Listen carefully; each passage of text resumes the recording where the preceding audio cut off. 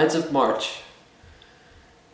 That is today, as of the filming of this video, this would react. Today is March 15th. And this would react is it's a review, a late review, I know. But it's fine because I want to get, I had time to process my thoughts of the show. And by show I mean WandaVision. I had time to process it, but I figured today, because I'm doing a review of a Marvel TV show, because today, fun fact, marks 2 years since James Gunn was rehired by Disney to do Guardians of the Galaxy Volume 3. I know what you're thinking. How do I remember that? How do I know? That day, the rehiring of James Gunn was, for this Guardians nerd, this was one of the best Guardians of the Galaxy pieces of news that I've ever heard. And so many people were happy. The internet was celebrating. My friends were really happy. I found out when my friend texted me telling me, and I was like, I actually didn't believe it at first. I was like, if you're joking right now. But no, I went on Google and read the articles, and it was great. So just thought I'd point that out, that today that's the day. Alright, WandaVision. I did like it. Not at first though. Or no, I did like it at first, but not as much. The show really got better. Over the episodes, it got so much better. The sitcom style, first 3 sitcom style episodes were funny. It was a dramatic transition into this new, whatever the hell Marvel was doing. But it's Marvel experimenting. Marvel's been experimenting all the time since, I think I said this before, maybe one of my previous videos. Maybe, but Marvel's always experimenting, and this was really quite the experiment. But like I said, the sitcom style moments are funny, are great. Obviously, not big on character building in the first couple episodes. It just kind of went straight into it. It was really mystery. That's all it was. Just pure mystery in the beginning of the show, and then as it went on, the bigger character building moments for Wanda mostly took place. This show is all about Wanda. This is what it's all about. It's not WandaVision. It's just really Wanda dealing with her grief of losing Vision. It's sad, but the way that it goes, it's remarkable. This is Wanda Maximoff's biggest shining moment since I guess since her moment in Endgame when she was kicking the ever-living crap out of Thanos. It was great. Yeah, this was one really, she got the character building justice that she deserves in this one, and it's great. It really pays off in the end. And speaking of the end, the finale, I think it was better than the Mandalorian Season 2 finale. I really do. I do, because this is payoff for Wanda. Where she learns to finally move past, move on, really. She said her final goodbye to Vision. Because she also said goodbye in Infinity War, but yeah. It's really emotional. I was getting a little emotional watching that whole episode when she finally becomes the Scarlet Witch. She defeats Agatha, which we'll get to her in a second. She says goodbye to Vision, and then she goes off to make a new path for herself. And this is gonna lead, and we all know this is gonna lead into Doctor Strange 2. Which, by the way, to the people with all the fan theories saying, oh, Doctor Strange could show up. I had a theory maybe Captain Marvel might have made some sort of an appearance, and it was right, in a way. with we heard her voice, from the movie Captain Marvel. They took the audio from that movie and put it in the moment where Monica Rambeau gets her powers. So I was kind of mad about that. But you guys gotta. We all need to just lay off on the really committed fan theories. Stories shouldn't be based on where you want it to go. It also has to make sense. I'm tired of people being so disappointed with something because my fan theory didn't come true. I really thought that was going to happen. Watch the show and enjoy it for what it is. Watch the movie for really what it is. Look beyond your scope, and see what else why other people are saying it's really good. And that's why I say this final episode of this show is better than The Mandalorian's second season finale.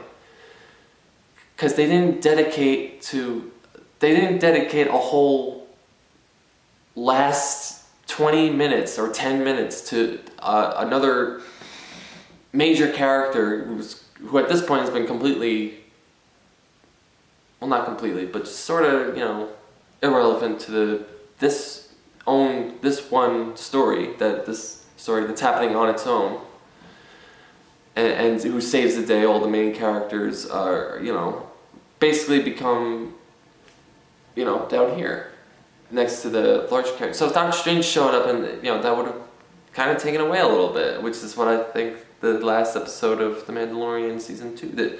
Again, I like The Mandalorian. I love the second season. I love both seasons. I like the finale. I just think season 1 finale was better than season 2's finale, in my opinion, too. But anyway, we're not talking about Star Wars. This is Marvel. Monica Rambeau. I rewatched Captain Marvel recently. It's remarkable how much adult Monica resembles young Monica. It actually blew me away. I was like, wow, nailed the casting on that one. Teyana Harris is great in the role too, and I can't wait to see her in action in Captain Marvel too. Yeah, Skrull showed up in the end, and I was like, oh, I thought maybe Captain Marvel. I don't know. But again, in some way, not she shows up like Luke Skywalker, Agatha Harkness, aka Agnes, good villain, and I like the reveal too. I really chuckled when the Agatha All Along theme played.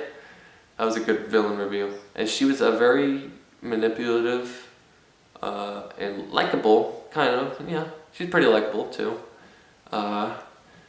And I wonder if we'll see her again. Maybe, maybe not. One thing I really do like about this show is the supporting characters, the very minor supporting characters from the other MCU movies, including Monica, Darcy Lewis, Jimmy Woo. They were basically the main characters for a lot of this show. And I like that. I like that these very little characters who showed up who in the other movies, who didn't really make big appearances in the other movies, and haven't, like Darcy Lewis, 2 Thor movies, and then we hadn't seen her since until now. I'm glad they all came. They're all together here from the different franchises to figure out this big mystery. It's fun. It's funny. Jimmy Woo is a sweetheart. And Darcy Lewis is funny as hell. I really enjoyed it. I said this about Mandalorian season 2. Second half of this show was really good. That's really when things really started to make sense, obviously, And I like the really. There were so many references and Easter eggs and hints in this show. I know I got to go back and pick up on more that I didn't. That I missed, because I know I missed out on a lot, but I did catch a few. The Nexus reference I was like, what else? What else? The Hydra references, ha ha ha, and especially in the little commercial bits between the sitcom moments. What else? Oh, the Incredibles references. I got that. I was a little reminded of Get Out with all these people being manipulated as characters on Wanda's TV show. It reminded me of Get Out a little bit, especially with that one woman in the Halloween episode. She's crying, and she's doing whatever she's doing. I guess hanging clothes, I think she was doing. And Vision is like Daniel Kaluuya, looking around, like just trying to figure out what the hell's going on. I wasn't sure if Vision would make it in this show. That's another, my own kind of theory I had. Or maybe he would make it by the end of this episode. And kind of both happens. You know, the Hex Vision, gone. But the White Vision, that's basically Vision come back, you know? But I request elaboration, and he got the memories back, and maybe we have Vision back again. This whole thing with Vision is really like going places. The White Vision, I remember all the theories surrounding that. Pretty interesting, kind of believable, I guess. Yeah, like I would look at it online. One theory, I'm like, yeah, I think I could see that happening. But we might see White Vision again. In fact, I'm sure we will. Maybe Doctor Strange 2, maybe whenever. Doctor Strange in the Multiverse of Madness. Sorry. Now, I will admit, Wanda at first was kind of ticking me off. I was like, what happened to Wanda? I mean, I know she's losing a little bit because she lost Vision and she's been gone for 5 years. Now she's back, still without Vision. But to basically take a whole small town hostage like this, I don't, you know. But it wasn't until that second, that the last 2 episodes of this show, I think, were the best episodes for Wanda. The second to last episode is one of the best episodes of the show, period, I think. But also one of the best episodes for Wanda. We delved into what she's thinking, what she's going through. It was sad, man, it's sad. I just hope she doesn't lose it again. I feel like Wanda's gonna lose it again in the future. Hope that doesn't happen. Alright, so that's my late review on WandaVision. Those are all my little thoughts. I really did enjoy the show when it went on, as it kept going. But you know which show I'm looking forward to the more?